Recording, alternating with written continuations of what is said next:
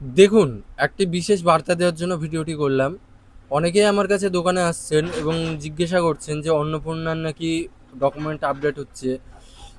পুনরায় ডকুমেন্টগুলোকে দিতে হচ্ছে এবং ওখানে আপডেট করতে হচ্ছে। তো আমি আপনাদেরকে বলে দিই, ওটা আমাদের জেলায় এখনও শুরু হয়নি। আমাদের জেলা বলতে মুর্শিদাবাদ জেলার কথা বলছি। বাইরে যেমন অনেকে এসে বলছেন কলকাতার সাইডে হচ্ছে।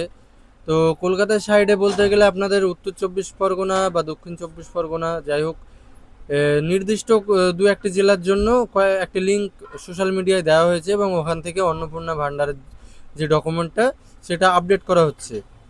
তো এখন কথা হচ্ছে যে ভুলভাল জায়গায় যাবেন, গিয়ে পয়সা দিয়ে আসবেন না ফালতু ফালতু।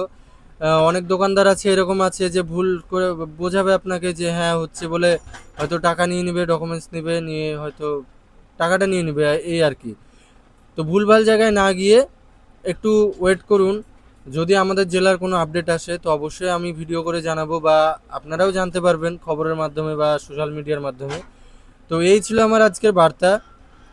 ভিডিওটিকে আপনাদের পরিবারের সঙ্গে শেয়ার করে করে জানিয়ে দিন, কারণ অনেকেই বিভ্রান্তির মধ্যে পড়ে আছেন এই অন্নপূর্ণা ভাণ্ডার নিয়ে।